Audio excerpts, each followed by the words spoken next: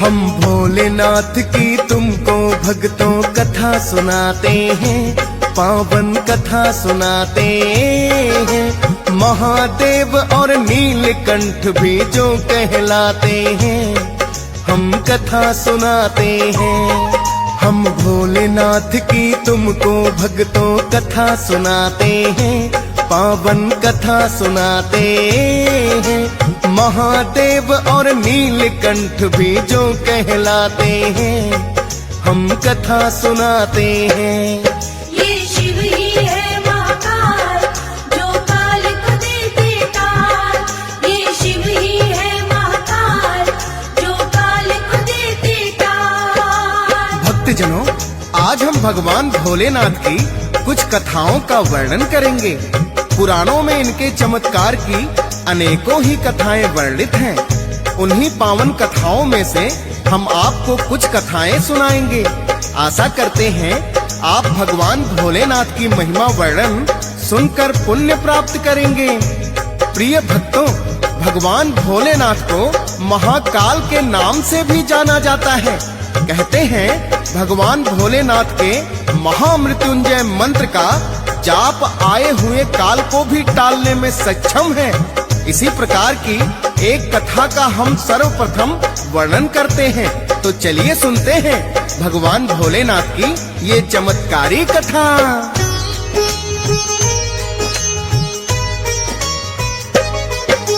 ऋषि मृकंडू हुए हैं भक्तों शिव के भक्त महान, और उनकी पत्नी थी जिनका मरुधति था नाम। किंतु अनेकों वर्षों तक उन्हें ना संतान हुई। पुत्र की प्राप्ति का उपाय खोज रहे थे कोई। करने लगे हैं भोलेनाथ की दोनों ही कठिन तपस्या। एक ही पुत्र चाहे हो जाए, मन में यही थी इच्छा। भोलेनाथ उनकी भक्ति से प्रसन्न है बड़े हुए। साक्षात दर्शन आकर के पति पत्नी को दिए। पति पत्नी भोले के चरणों में गिर जाते हैं, पावन कथा सुनाते हैं। महादेव और नीलकंठ भी जो कहलाते हैं, हम कथा सुनाते हैं। ये शिव ही है महाकाल, जो काल को देते काल। ये शिव ही है महाकाल, जो काल को देते काल। भक्तजनों, भगवान भोलेनाथ ने जब ऋषि मृकंडू और उनकी पत्नी को दर्शन दिए तो दोनों ने भोलेनाथ को साष्टांग प्रणाम किया।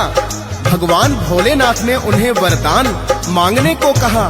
तब ऋषि श्री मृकंडू और उनकी पत्नी ने भगवान भोलेनाथ से पुत्र की प्राप्ति की इच्छा जताई। भगवान भोलेनाथ ने उन्हें दो विकल्प दिए, एक अल्पायु बुद्धिमान पुत्र की और दूसरा दीर्घायु मंद बुद्धि पुत्र की। ऋषि मृकंडू ने भोलेनाथ से बुद्धिमान पुत्र का ही वरदान मांगा।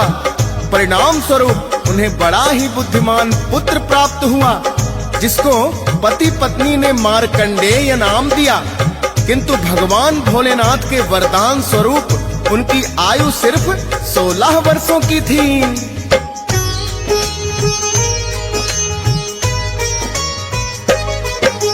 भोलेनाथ ने दिया वरदान तो असर दिखाया है, पर अल्पायु पुत्र ऋषि मृकंडू ने पाया है। पति पत्नी ने मार्कंडेय जिसे नाम दे दिया है, किंतु बुद्धिमान बड़ा ही उनका पुत्र हुआ है। जान गए अल्पायु मेरी 16 वर्षों की है। जब तक सांस चलेगी शिव की करनी भक्ति है। बुद्धिमान था मृत्यु के भय से ना घबराया है। भोलेनाथ की भक्ति में बस ध्यान लगाया है। 16 वर्ष फिर धीरे धीरे बीत ही जाते हैं, पावन कथा सुनाते हैं। महादेव और नीलकंठ भी जो कहलाते हैं, हम कथा सुनाते हैं। ये शिव ही है महाकाल, जो काल को देते काल। ये शिव ही है महाकाल, जो काल को देते काल। भक्तजनों, जब ऋषि मार्कंडेय ने जाना कि वो अल्पायु हैं, तो उन्होंने अपना सारा जीवन भगवान भोलेनाथ की भक्ति में बिताने का निश्चय किया और 16 वर्षों तक भगवान भोलेनाथ की कठिन तपस्या की। 16 वर्ष पूर्ण होते ही यमराज उन्हें लेने के लिए आ जाते हैं, तो ऋषि मार्कंडेय भागकर काशी पहुंच गए, किंतु यमराज ने उनका पीछा नहीं छोड़ा। तो ऋषि मार्कंडेय शिवलिंग से जाकर लिपट गए और भगवान भोलेनाथ का आवाहन करने लगे। उनकी पुकार सुनकर भोलेनाथ वहां स्वयं प्रकट हो गए और ऋषि मार्कंडेय को अमृत का वरदान दे दिया। ऐसे कृपालु है मेरे भोलेनाथ।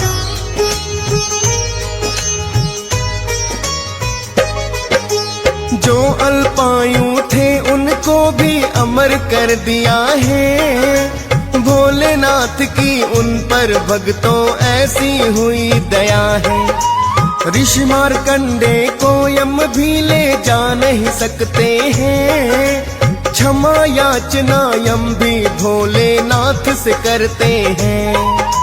महामृत्युंजय मंत्र की भक्तों ऐसी शक्ति है। जाप करे तो आए काल को टाल वो सकती है। प्रकट स्वयं ही भोलेनाथ ने मंत्र ये कर दिया है। जो करते हैं जाप मंत्र का होती उन पे दया है। महामृत्युंजय मंत्र की महिमा ऐसी बताते हैं। पावन कथा सुनाते हैं। महादेव और नीलकंठ भी जो कहलाते हैं।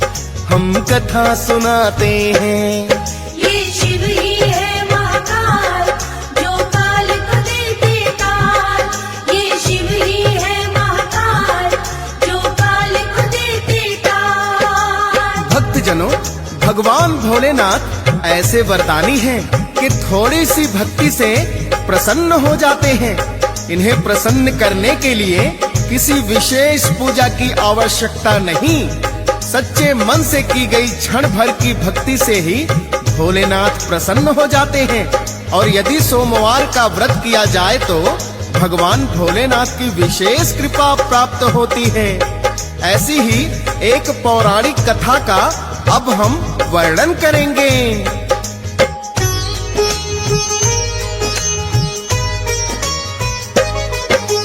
किसी समय में एक साहूकार है शिव का भक्त हुआ।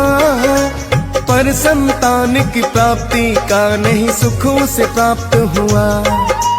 सच्चे मन से करता था वो शिव की ही आराधना।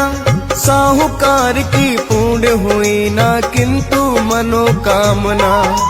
माता पार्वती ने एक दिन फिर ये शिव से कहा है, क्यों ना अब तक इसे पुत्र का आपने वर दिया है। आप सदा ही स्वामी भक्तों की विनती सुनते हैं। सच्चे मन से आपकी साधना जो भी करते हैं। क्यों नहीं पुत्र का वर इनको फिर देना चाहते हैं। पावन कथा सुनाते हैं। महादेव और नीलकंठ भी जो कहलाते हैं। हम कथा सुनाते हैं। ये शिव ही है महाकाल, जो काल को देते काल। ये शिव ही है महाकाल, जो काल को देते काल। भक्तजनों, माता पार्वती की बात सुनकर भोलेनाथ कहने लगे, हे देवी, संसार में हर प्राणी को अपने कर्मों का फल भोगना पड़ता है। इसके भाग्य में जो होता है वही उसे प्राप्त होता है। किंतु माता पार्वती कहने लगी, हे भोलेनाथ, आपको इसकी इच्छा पूर्ण अवश्य करनी चाहिए। माता पार्वती की विनती पर भगवान भोलेनाथ उस साहूकार को पुत्र प्राप्ति का वरदान दे देते हैं, किंतु साथ में ये भी कहते हैं, कि इसकी आयु सिर्फ 12 वर्ष होगी। साहूकार माता पार्वती और भगवान भोलेनाथ के वार्तालाप को सुन रहा था, अतः वो ना तो बड़ा ही प्रसन्न हुआ और ना ही दुखी। पहले की भांति शांत चित्त होकर भोलेनाथ की भक्ति में लगा रहा।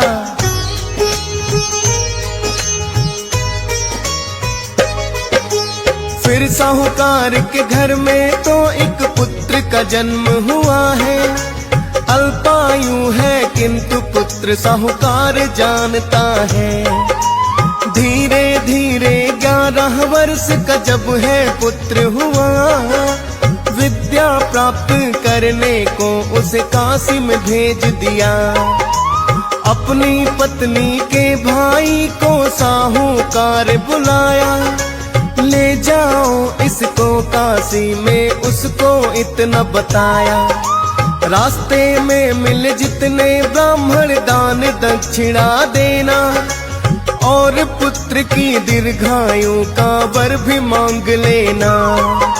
सिद्ध पुरुषों के वचन कभी कभी सत्य हो जाते हैं, पावन कथा सुनाते हैं। महादेव और नीलकंठ भी जो कहलाते हैं, हम कथा सुनाते हैं।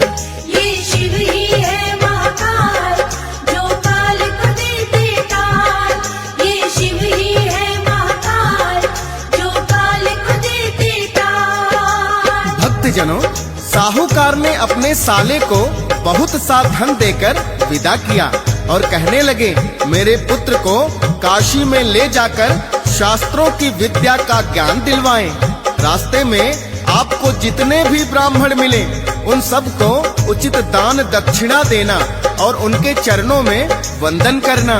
किसी ब्राह्मण के मुख से यदि पुत्र को दीर्घायु का वरदान मिल जाए तो हमारी साधना पूरी हो जाएगी। साहूकार के कहने पर मामा अपने भांजे को लेकर काशी की ओर चल दिया। चलते चलते दोनों एक नगर की सीमा में आकर रुक जाते हैं। दोनों जिस नगरी में रुके थे, उस दिन उसी नगर के राजकुमार का विवाह था, किंतु राजकुमार एक आंख से काना था। राजा ने जब साहूकार के पुत्र को देखा तो उसके मन में विचार आया, क्यों ना इस लड़के को अपने पुत्र की जगह ले जाकर राजकुमारी से ब्याह करा दूं और बाद में इनको बहुत सा धन देकर विदा कर दूं।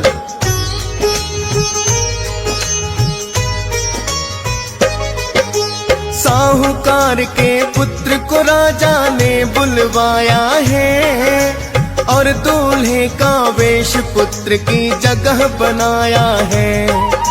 राजा ने तो उनको सारी बातें बताई है, राजकुमारी की शादी धोखे से रचाई है। साहूकार के पुत्र में लेकिन ईमानदारी है, दुल्हन की चुनरी पर बातें लिख दी सारी है। और दुल्हन ने लिखा हुआ संदेश पढ़ लिया है, राजकुमार के संग जाने से उसने मना किया है। खाली हाथ ही सब बाराती लौट के आते हैं, पावन कथा सुनाते हैं। महादेव और नीलकंठ भी जो कहलाते हैं, हम कथा सुनाते हैं। ये शिव ही है महाकाल, जो काल को देते काल। ये शिव ही है महाकाल, जो काल को देते काल। भक्तजनों, जब राजकुमार की जगह साहूकार के पुत्र को राजकुमारी से शादी के लिए फेरों पर बैठाया तो साहूकार के पुत्र ने दुल्हन की चुनरी पर लिख दिया कि तुम्हारा पति तो एक आंख से काना है और मुझे बलपूर्वक राजा ने अपने पुत्र की जगह बैठा दिया। जब दुल्हन ने अपनी चुनरी पर लिखी बातें पढ़ी तो वो सब कुछ जान गई। उसने अपने पिता को सारी बातें बताई। जब बात सामने आ गया तो बारात को खाली हाथ ही वापस लौटना पड़ा। राजकुमारी के पिता ने साहूकार के पुत्र की ईमानदारी की खूब प्रशंसा की और उसे बहुत सा धन देकर काशी की ओर विदा कर दिया।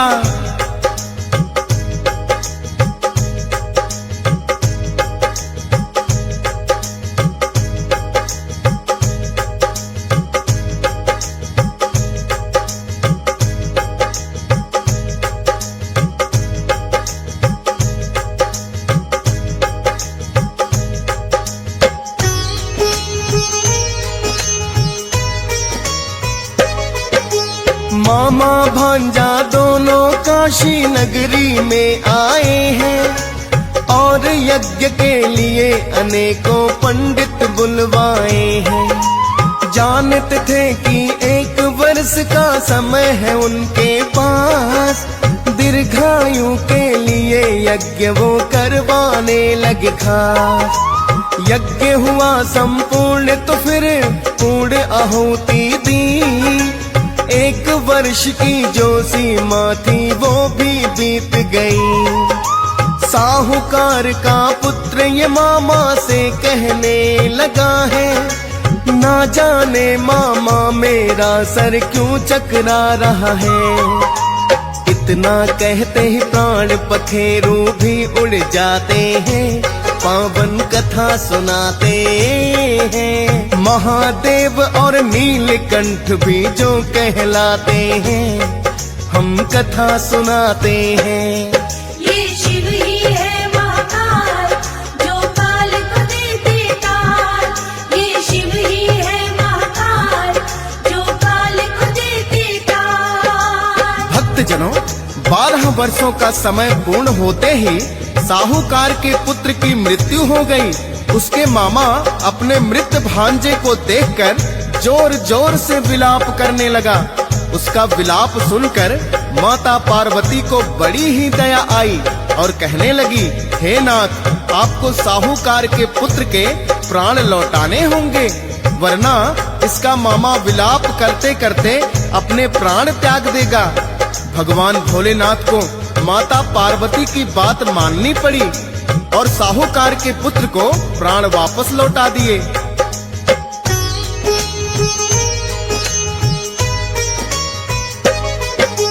भोलेनाथ ने जिसे दिया अल्पायु का वरदान, माता पार्वती की विनती भोलेनाथ गए मान।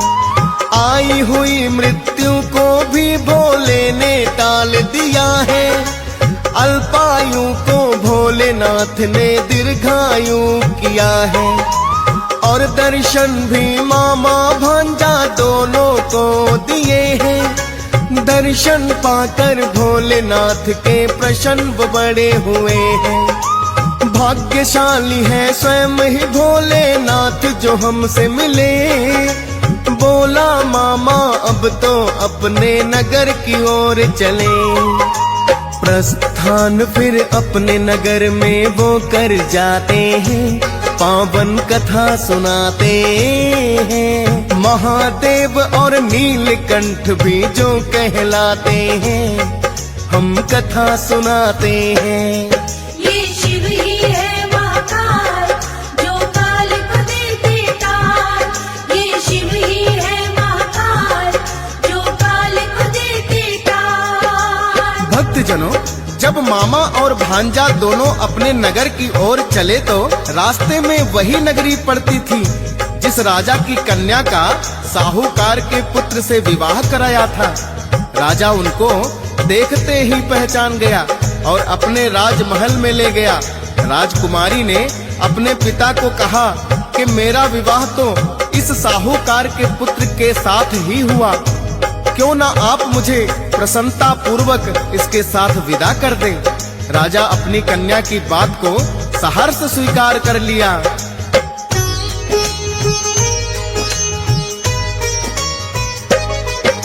साहूकार के पुत्र से फिर तो राजा कहने लगा, मेरी पुत्री का आपके साथ ही संपन्न हुआ विवाह। पत्नी रूप में आप मेरी पुत्री को अपनाए, मैं चाहता हूँ करके विदा इस घर में ले जाए। राजा ने जो विनती की तो उसने मानी है, साहूकार के पुत्र की फिर वो बन गई रानी है। राजा ने अपनी कन्या को बहुत सधन है दिया, धूमधाम से राजकुमारी को है विदा किया। फिर तो लौट के अपने नगर में वो आ जाते हैं, पावन कथा सुनाते हैं। महादेव और नीलकंठ भी जो कहलाते हैं, हम कथा सुनाते हैं। ये शिव ही है महाकाल, जो काल को देते काल। ये शिव ही है महाकाल, जो काल को देते काल। भक्तजनों, इस प्रकार भगवान भोलेनाथ की कृपा से साहूकार के पुत्र को दीर्घायु के साथ साथ राजा की कन्या भी पत्नी के रूप में प्राप्त हुई। ऐसे कृपालु हैं मेरे भोलेनाथ। जब वह अपने नगर में वापस आए तो साहूकार के पुत्र ने अपने माता पिता को सारी सच्चाई बता दी। इतना सुनकर साहूकार भूले नहीं समाये और भोलेनाथ की भक्ति में लीन हो गए।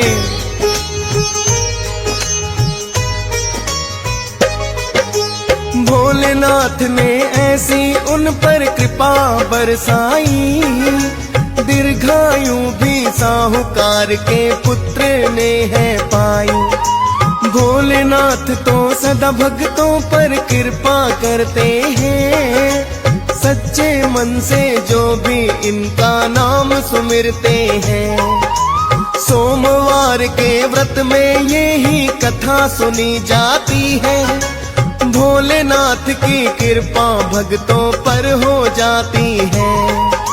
भोलेनाथ की कथा को सुनता हंस राज रल्हन, दियस पाल भी करता उनके चरणों में वंदन। फौजी सुरेश से लाखों भक्त भी शीश झुकाते हैं, पावन कथा सुनाते हैं। महादेव और नीलकंठ भी जो कहलाते हैं, हम कथा सुनाते हैं।